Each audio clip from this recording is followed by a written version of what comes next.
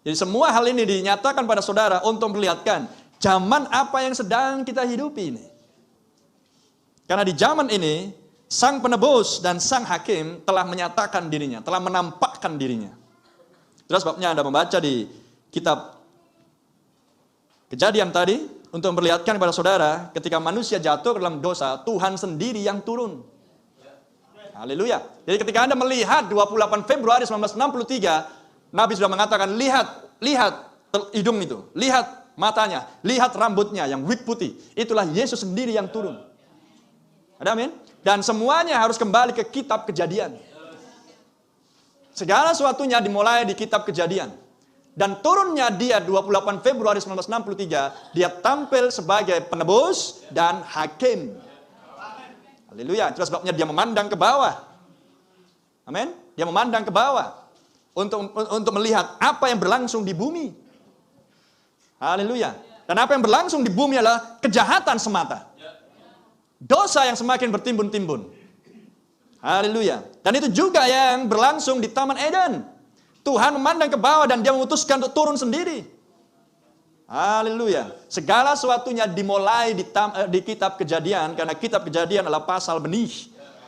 Terpujilah nama Tuhan. Kejadian 7 Anda membaca.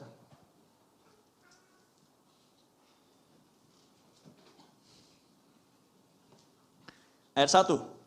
Dan berfirmanlah Tuhan kepada Nuh, masuklah ke dalam bahtera itu engkau dan seisi rumahmu, sebab engkaulah yang kulihat benar di hadapanku di antara orang-orang zaman ini, di generasi angkatan ini. Hanya Nuh yang didapati benar. Dan di Kejadian 6 dikatakan Nuh memperanakkan 3 orang anak. Dan mereka semua kemudian kawin. Maka keluarganya Nuh ada 7 orang yang lain, selain Nuh, 8 orang. Dan Tuhan berkata, masuklah ke dalam bahtera itu, engkau dan seisi rumahmu. Praise the Lord. Mereka mendapatkan kasih karunia, sebab mereka percaya kepada pemberitaan Nuh. Dan Nuh adalah gambaran Brother Branham, Nabi di akhir zaman. Amin. Maka Anda adalah keluarganya Branham secara spiritual. Haleluya, terpuji nama Tuhan. Satu orang percaya seisi rumah diselamatkan, jika seisi rumah percaya kepada yang satu itu. Amin. Itulah sebabnya Abraham mencari orang benar, supaya selamat dan tidak binasa bersama dengan orang fasik. Dan hanya ada satu orang benar, Yesus Kristus. Dan sekarang Yesus Kristus ada di dalam diri Nuh. Maka mereka, keluarganya, anak-anaknya, menantu-menantunya harus percaya kepada pemberitaan Nuh. Atau mereka akan binasa di dunia purba itu. Amin. Yes sir. Jadi Nuh berjalan dengan Allah, dan di Kejadian 7 ayat 1 memperlihatkan Nuh ada bersama-sama dengan Allah di dalam bahtera. Amen. Nuh ada bersama-sama dengan Allah di dalam bahtera. Nuh ada di dalam sebuah kesatuan yang tak terlihat. Karena semenjak Nuh masuk ke dalam bahtera itu, maka pintu bahtera ditutup. Dan orang-orang di masa itu hanya melihat bahtera, tapi tidak lagi melihat Nuh. Dan orang-orang yang percaya kepada Nuh, mereka sudah terkunci di dalam bahtera. Oh, mulialah nama Tuhan. Dan mereka berteriak, Nuh buka, Nuh buka. Bahkan Nuh pun tidak bisa melongokkan kepalanya keluar, karena jendela ada di atas bahtera. Amin. Praise the Lord. Tuhan tidak berikan kesempatan kepada mereka yang bergaul erat dan berjalan dengan Allah, bahkan untuk menengok, melongokkan kepalamu untuk melihat dunia ini. Karena Anda masuk ke balik tirai yang kedua, ruang maha kudus. Tidak ada jendela di situ. Ada amin? Tidak ada jendela di situ, sehingga Anda melongok. No way. Tidak ada kesempatan bahkan matamu untuk melihat, telingamu untuk mendengar hal-hal yang lain selain firman Tuhan. Karena Anda beroleh kasih karunia Allah di zaman yang jahat dan bengkok ini. Mulialah nama Tuhan. Itulah kasih karunia, my brother. Anda mengerti sekarang apa itu kasih karunia? Efesus 2 ayat 6 berkata, kamu diselamatkan bukan oleh hasil perbuatan dan kekuatan dan usahamu, tapi diselamatkan oleh kasih karunia melalui iman. Imanmu menyelamatkanmu. Praise the Lord. Di Kejadian 6 ayat 12. Allah menampakkan diri. Ayat 12. Allah menilik bumi itu. Look upon. Jadi Allah memandang ke bawah. Betul? And God look upon the earth. Ya. Allah memandang ke atas bumi. Lihatlah 28 Februari 1963. Allah sedang memandang ke bumi. Tapi Allah adalah hakim dan penebus. Dan sungguhlah rusak benar sebab semua manusia menjalankan hidup yang rusak di bumi. Oh, glory.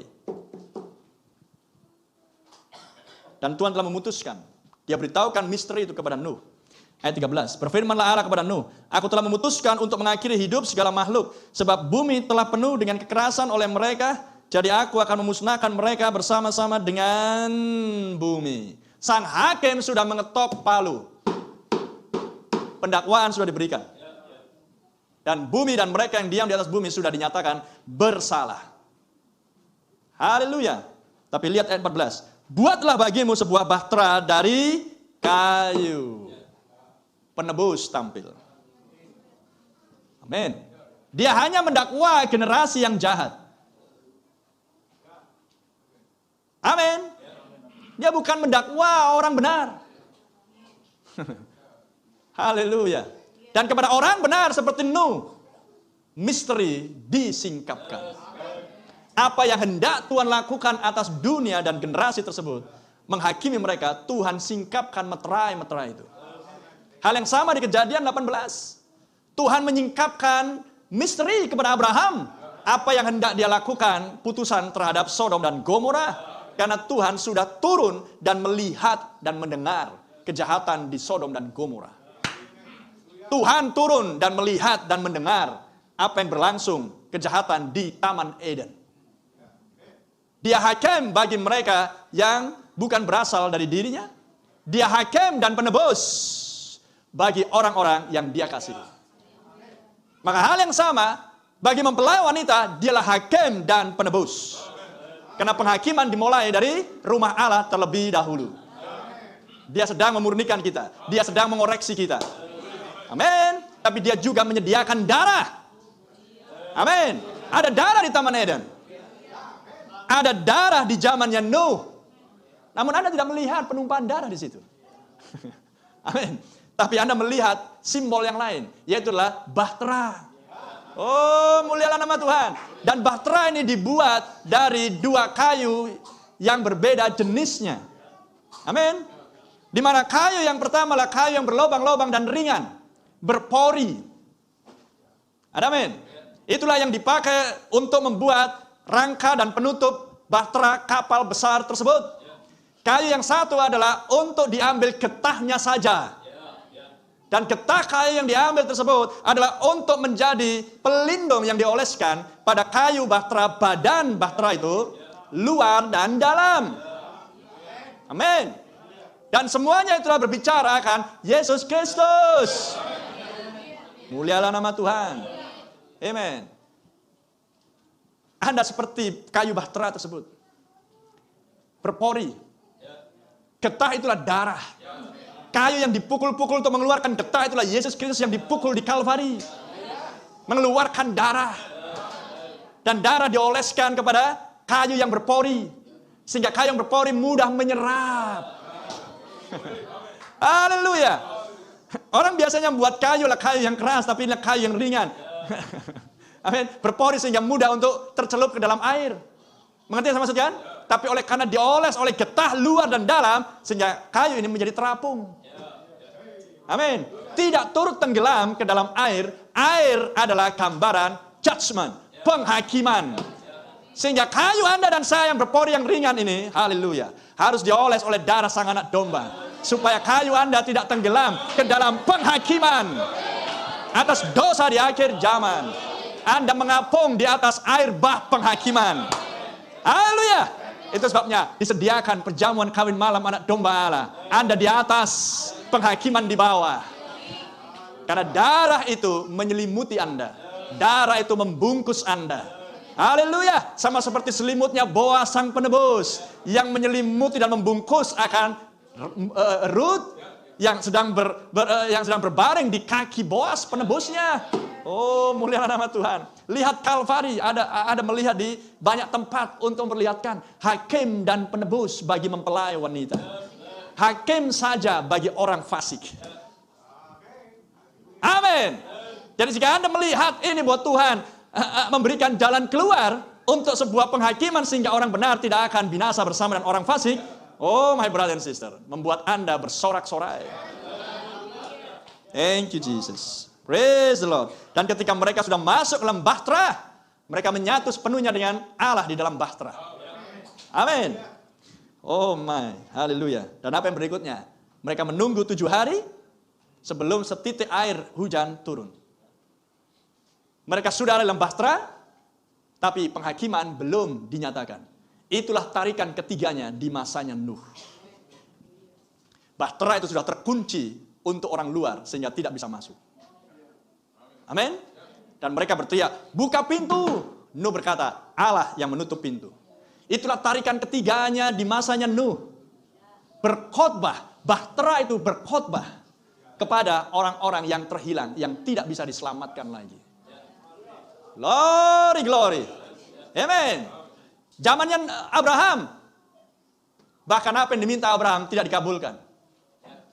Paham? Karena masanya sudah selesai bagi rahmat dan pendamaian dan kasih karunia. Mengerti yang saya maksudkan? Tapi Anda dan saya harus seperti Abraham. Berdoa terus, Tuhan selamatkan orang benar. Amen. Sehingga di masanya Nuh, bahtera itu menjadi kesaksian bagi orang-orang yang tidak bisa diselamatkan.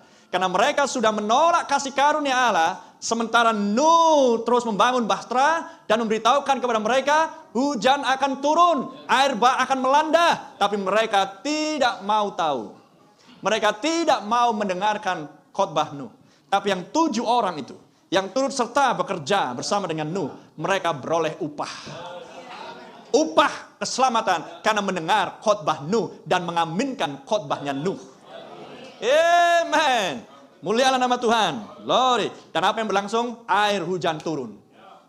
Praise the Lord. Hujan semakin deras. Dan untuk mempercepat supaya air semakin keluar dengan deras, untuk memenuhi dan meliputi bumi, maka Tuhan kirimkan gempa bumi.